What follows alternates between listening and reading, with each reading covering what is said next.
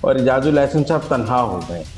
پہلے اجلاس میں انہوں نے مظاہر علی نقوی کے حق میں ووٹ ڈالا تھا، اب انہوں نے مظاہر علی نقوی کے خلاف ووٹ ڈالا ہے۔ کل مولانا فضل الرحمان نے انہیں بچہ قرار دیا تھا، تو آج انہوں نے ان کو مدرسے میں جانے کا مشورہ دے دیا ہے۔ سینٹرل ایگزیکٹو آصف زرداری کے کنٹرول میں ہے، بلاول کے کنٹرول میں نہیں ہے۔ بلاول سب سے زیادہ تنگ تو آصف زرداری سے ہیں، نواز شریف سے ان کو کیا تنگی ہے؟ تھوڑے فرسٹریٹڈ ہیں بلاول اس وقت، وہ اکیلے ہی ملک کا سیاسی درجہ حرارت گرم کرنے کی کوشش کر رہے ہیں، کوئی انہیں جواب نہیں دے رہا۔ السلام علیکم، میں ہوں صوبیہ اشرف، پروگرام اندر کی بات کے ساتھ مزمل اور وردی کے ساتھ آج ہم اندر کی خبریں لے کے آپ کی خدمت میں حاضر ہیں۔ آج کی بڑی بڑی اندر کی خبریں مزمل صاحب سے جانتے ہیں۔ السلام علیکم مزمل صاحب۔ السلام علیکم جی، کیا حال ہے؟ ٹھیک ٹھاک ہیں؟ اللہ کا شکر ہے۔ مزمل صاحب، آج آپ کی خبروں کی پٹوری میں پہلے تو یہ بتائیں کہ آج جو سپریم جوڈیشل کونسل نے دوبارہ شوکاز نوٹس جاری کر دیا ہے، لیکن اب جو ہے وہ 4/1 سے شوکاز نوٹس جاری ہوا ہے، پہلے جو تھا وہ 3/2 سے جاری کیا گیا تھا، تو آگے کیا ہوگا؟ دیکھیں، انٹرسٹنگ بات یہ ہے کہ chief justice Lahore high court Amir Bhatti صاحب نے اپنی رائے تبدیل کی ہے مظاہر علی نقوی کے بارے میں۔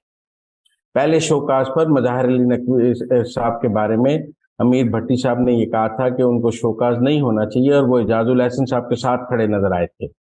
لیکن اب جو اجلاس ہے اس میں انہوں نے اعجاز الحسن صاحب کو چھوڑ کے قاضی فائد عیسیٰ کے ساتھ کھڑے ہو گئے ہیں، اور اعجاز الحسن صاحب تنہا ہو گئے ہیں سپریم جوڈیشل کونسل میں۔ فیصلہ 4/1 سے آیا ہے۔ اب امیر بھٹی صاحب نے اپنی رائے کیوں تبدیل کی ہے؟ امیر بھٹی صاحب تو عمر عطا بندیال اور ہم خیال بینچ کے ہم نوا سمجھے جاتے تھے، اور وہ تو آپ کو پتہ ہے ان کے داماد پی ٹی آئی میں تھے، اور بڑا سہولت کاری رہی ہے تحریک انصاف کی لاہور ہائی کورٹ سے۔ تو یکدم تو امیر کیا بھٹی یہ صاحب شواہد کی روشنی میں انہوں نے رائے تبدیل کی ہے؟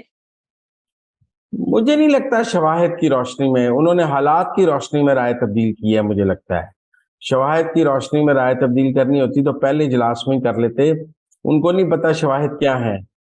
مجھے لگتا ہے کہ انہوں نے دیکھ لیا ہے کہ مظاہر علی نقوی صاحب کو بچایا نہیں جا سکتا، اور اگر بچانے کی کوشش بھی کی جائے گی تو اس میں ان کا اپنا نقصان زیادہ ہو سکتا ہے، اور وہ بریکٹ ہو جائیں گے بہت زیادہ ہم خیال بینچ کے ساتھ۔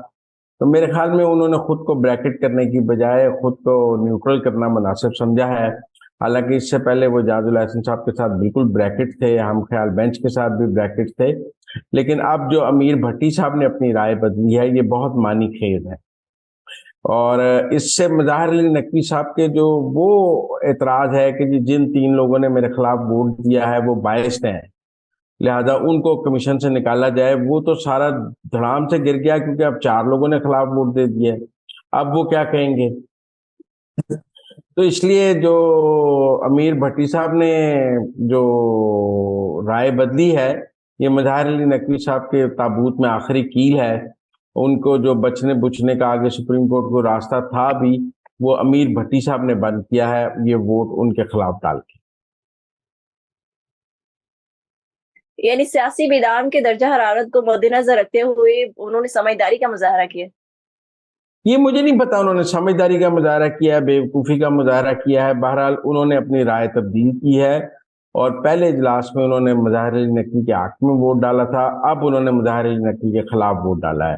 یہ رائے انہوں نے تمام جو ان کے خلاف شکایت کنندگان تھے ان کو ان کے ثبوت دیکھنے کے بعد بدلی ہے، حالات کی وجہ سے بدلی ہے، یا انہوں نے ہوا کا رخ دیکھ کے بدلی ہے، یا وہ کچھ نوشتہ دیوار انہوں نے پڑھ لیا ہے۔ یہ تو امیر بھٹی صاحب بھی بہتر جواب دے سکتے ہیں، لیکن ان کی رائے بدلنے نے مظاہر علی پر نقوی مزمل کے صاحب، آخری کی ثابت کی۔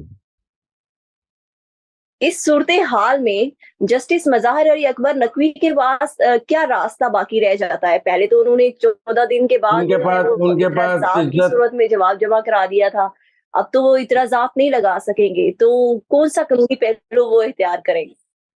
دیکھیں انہوں نے سپریم کورٹ میں پٹیشن کی ہوئی ہے، ان کو تو ایک ہی ہے کہ ان کی وہ پٹیشن ہم خیال بینچ کے سامنے لگا دی جائے۔ اگر وہ پٹیشن ہم خیال بینچ کے سامنے لگا دی جائے تو وہ ہم خیال بینچ ان کے حق میں رائے دے دے گا اور وہ بچ جائیں گے، اور اگر وہ پٹیشن ہم خیال بینچ کے آگے نہ لگے اور وہ لگ جائے منصور علی شاہ کے پاس، وہ لگ جائے اور دوسرے سینئر ججز کے پاس، تو پھر تو اطہر منیلا کے پاس، تو پھر تو مظاہر علی نقوی کے بچنے کا کوئی چانس نہیں ہے۔ وہ اس کوٹیشن کو اٹھا کے ردی کی ٹوکری میں پھینک دیں گے, پہلی سماعت پر ہی مسترد کر دیں گے کہ یہ آپ کیا بات کر رہے ہیں. لہذا میں سمجھتا ہوں کہ ان کا تو ایک ہی رہا ہے کہ ان کے لیے جو پہلے ایک دفعہ جب ان کے خلاف ریفرنس آیا تھا تو آصف سعید کھوسہ کو زبردستی ریکیوز کرا لیا گیا تھا, اب بھی وہ سمجھتے ہیں کہ ان کے لیے ہم خیال بینچ بنا کے ان کو بچا لیا جائے, جو ممکن نہیں ہے موجودہ حالات کے تناظر میں کہ ہم خیال بینچ کو ان کا کیس لگ جائے. کیس سینئر ججز کو لگے گا اور سینئر ججز کی رائے مظاہر علی نقوی کے خلاف ہے. Over all supreme judicial council کے علاوہ بھی سپریم کورٹ میں سینئر ججز کی رائے مظاہر علی نقوی کے خلاف. ٹھیک ہو گیا, یعنی مدمر صاحب معاملہ مزید سنگین ہو گیا. اچھا مدمر صاحب, دوسری بڑی اندر کی خبر, بلاول بھٹو نے کہا ہے کہ بزرگوں کو سیاست سے ریٹائر ہو جانا چاہیے اور ان کو دعا کرنی چاہیے یا کسی مدرسے میں جا کے اپنی خدمات سر انجام دینی چاہیے. تو یہ وہ کیوں بار بار بزرگوں کا نام کیوں لے رہے ہیں؟ کیا وہ نواز شریف اور شہباز شریف کو کہہ رہے ہیں؟ یہ اب مدرسے میں تو نہیں جانا نا نواز شریف اور شہباز شریف میں, پھر تو مولانا فضل الرحمان کو کہہ رہے ہیں.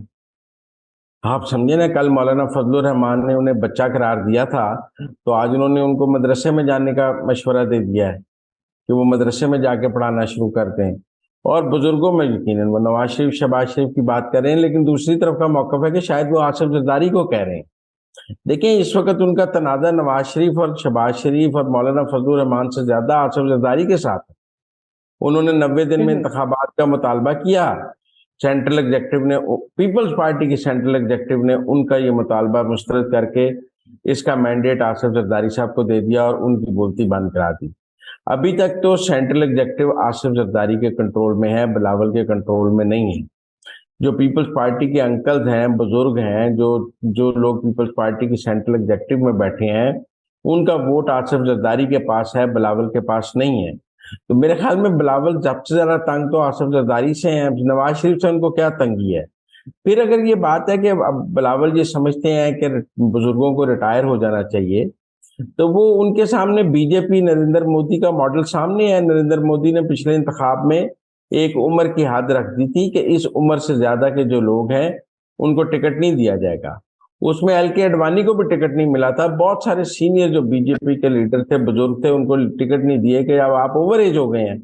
تو ذرا بلاول صاحب اپنی پارٹی میں کوئی اوور ایج اپنی پارٹی میں کوئی رکھتے ہیں کہ جی 70 سال عمر ہے, 65 سال عمر ہے, 60 سال عمر ہے, کہ میں اس سے عمر اوپر کے لوگوں کو ٹکٹ نہیں دوں گا. تو ہم پھر کہیں گے کہ جی باقی سیاسی جماعتوں کو بھی ایسا کرنا چاہیے. ویسے تو مہاتیر محمد 90 سال کی عمر میں ہے اور اس ملک میں نوجوانوں کا لیڈر 72 سال عمر میں جیل اڈیالہ جیل میں بیٹھا ہے, جو کہتا ہے میں نوجوانوں کا لیڈر ہوں, اس کی عمر 72 سال ہے. تو اب وہ نوجوانوں کا لیڈر ہے یا بلاول 35 سال کی عمر میں نوجوانوں کا لیڈر ہے یا عمران خان 72 سال کی عمر میں نوجوانوں کا لیڈر ہے؟ یہ بھی بہت بڑا سوال ہے کہ اس ملک کے زیادہ نوجوان بلاول کے ساتھ ہیں یا عمران خان کے ساتھ ہیں. تو مجھے لگتا ہے کہ تھوڑے فرسٹریٹڈ ہیں بلاول اس وقت. وہ اکیلے ہی ملک کا سیاسی درجہ حرارت گرم کرنے کی کوشش کر رہے ہیں, کوئی انہیں جواب نہیں دے رہا. تالی ایک ہاتھ سے نہیں بچتی ہے, جب تک انہیں کوئی جواب نہیں دے گا ماحول گرم نہیں ہوگا. وہ اکیلے روز بیان دیتے ہیں, کوئی ان کو جواب نہیں دیتا, وہ بات ٹھنڈی ہو جاتی ہے. جب تک آگے سے جواب نہیں آئے گا ماحول گرم نہیں ہوگا. تو مجھے لگتا ہے کہ بلاول کو جو سب نے اگنور کرنے کا فیصلہ کیا ہے, یہ بلاول کے لیے زیادہ فرسٹریٹنگ ہے. دیکھیں اگر جواب آئے گا تو پھر جواب الجواب شروع ہو جائے گا, لیکن اگر نون لیگ بلاول کو جواب نہیں دے رہی, اگر فضل الرحمان بلاول کو جواب نہیں دے رہا, اگر پی ٹی آئی بلاول کو جواب نہیں دے رہی, تو بلاول اکیلے کیا شور مچائیں گے؟ سیاست ایک دو طرفہ کھیل ہے. جب تک آپ کو مخالف آپ کو ریکگنائز نہ کرے, آپ کو جواب نہ دے, اس کے نتیجے میں کچھ بھی نہیں ہو سکتا. تو اس لیے میرے خیال میں آپ اس بلاول کی مشکلات کو سمجھیں اور اس کے لیے ان کے لیے بد دعائی کی جا سکتی ہے اس وقت. ٹھیک ہو گیا. اچھا مزمل صاحب, ایک اور اندر کی خبر جو آج کل بڑی گردش بھی کر رہی ہے سوشل میڈیا پہ, کہ ملک ریاض کا انٹرویو جو ہے وہ ریکارڈ ہو گیا ہے اور انہوں نے بڑے انکشافات کیے ہیں عمران خان کے حوالے سے. کیا یہ بات سچ ہے؟ اندر کی خبر کیا ہے؟ دیکھیں ملک ریاض کے بہت سٹیکس ہیں پاکستان میں. کچھ لوگوں کا خیال تھا کہ میں نے آپ کو اس پروگرام میں پہلے بھی کہا تھا کہ وہ ڈیفالٹ کی جعلی دھمکیاں لگا رہے ہیں کہ میں ڈیفالٹ کر جاؤں گا. اتنی بڑی بحریہ کراچی, بحریہ لاہور, بحریہ پنڈی, بحریہ پشاور, بحریہ پھر ان کے چھوٹے ٹاؤنز میں جو پروجیکٹس ہیں تو وہ پاکستان چھوڑ کے تو بھاگ نہیں سکتے. دبئی میں رہ سکتے ہیں لیکن کاروبار تو ان کا پاکستان میں ہے. بہت لوگوں نے کہا جی انہوں نے دبئی میں بہت بڑا کاروبار شروع کر دیا. بھائی جو یہاں پہ ہے اس کا کیا کریں گے؟ کیا وہ ڈی ایچ اے کو دے دیں گے؟ کس کو دے دیں گے؟ تو ان کے پاکستان میں سٹیکس اتنے زیادہ ہیں کہ وہ پاکستان سے راہ فرار حاصل نہیں کر سکتے. وہ ہمیشہ اسٹیبلشمنٹ کے ساتھ رہے ہیں. یہ پہلی دفعہ فیض کے چکر میں اور باجوے کے چکر میں وہ اسٹیبلشمنٹ سے دور ہو گئے ہیں اور ان کے لیے مسائل پیدا ہو گئے ہیں. اور موجودہ army chief general Asim Munir ان سے بات کرنے کے لیے تیار نہیں ہے. اب ان کا ڈی ایچ اے ویلی کا بھی کیس ہے جس میں بہت سارے متاثرین ہیں جن کے انہوں نے پیسے دینے ہیں. پھر 190 ملین پاؤنڈ کا بھی ہے. میرے خیال میں وہ انٹرویو بھی دیں گے اور حکومت پاکستان کو پیسے بھی دیں گے. ان کے 190 ملین پاؤنڈ والے پیسے بھی ضبط ہو جائیں گے. ان کے اور ڈی ایچ اے ویلی والے بھی انہیں پیسے دینے پڑیں گے اور انٹرویو بھی دینا پڑے گا. وہ ان کا حال اس وقت اس کا ہے جو 100 چھتر بھی کھائیں گے 100 گنڈے بھی کھائیں گے. انہوں نے دیر کر دی ہے اور اس دیری میں اب ان کو جو ہے نا ان کے لیے بچت کا راستہ مشکل ہے. یہ انٹرویو ان کے لیے کوئی خاص بچت نہیں لائے گا. ان کے لیے تھوڑی بہت آسانی تو پیدا ہو سکتی ہے لیکن ان کو ایک انٹرویو سے مکمل این آر او نہیں مل سکتی. مزمل صاحب آپ نے کہا کہ انٹرویو ناگزیر ہے یعنی ہر صورت میں ہوگا، تو کیا ہو گیا ہوا ہے یا ابھی ہونا ہے؟ ابھی ہونا ہے. ابھی تو درجہ حرارت بنایا جا رہا ہے. ایسے انٹرویوز ریکارڈ کر کے نہیں رکھے جا سکتے. ایسے انٹرویوز اگر ایسے ریکارڈ ہو انٹرویوز تو پہلے پھر بیانیہ بنایا جاتا ہے. ان کے لیے پہلے ماحول بنایا جاتا ہے. پھر ماحول کے بعد چیک کیا جاتا ہے کہ نبض کیا ہے. اب دیکھیں نا اب جو انٹرویوز بھی آئے ہیں ان کے بارے میں 8-10 دن 15 دن پہلے گفتگو شروع ہو جاتی ہے. جب گفتگو شروع ہوتی ہے پھر ایک رائے عامہ بن جاتی ہے. پھر اس کے بعد انٹرویو آتا ہے. ابھی ملک ریاض کے انٹرویو کی یہ رائے عامہ ہموار کی جا رہی ہے. ابھی ریکارڈ نہیں ہوا. اچھا، ملک ریاض صاحب کے انٹرویو کے علاوہ کچھ اور نئی آڈیوز اور ویڈیوز بھی لیک ہو رہی ہیں. اب کیا رہ گیا ہے؟ تب خاور مانیکا کے انٹرویو ایک کتاب آ رہی ہے اس کی اسلام آباد میں 2 دن 3 دن بعد جو ہے وہ اوپننگ ہے. وہ ایک ماڈل ہاجرہ کی جو جس کے عمران خان سے تعلقات ہیں. اس میں عمران خان کی سیکس لائف کے اوپر کچھ سنا ہے. 2 چیپٹرز ہیں. وہ کتاب کی بہت بازگشت ہے. ابھی آڈیو ویڈیوز کی بات نہیں ہے. ابھی تو سنا ہے کہ وہ ہاجرہ کی کتاب جو ہے وہ کوئی تہلکہ لائی.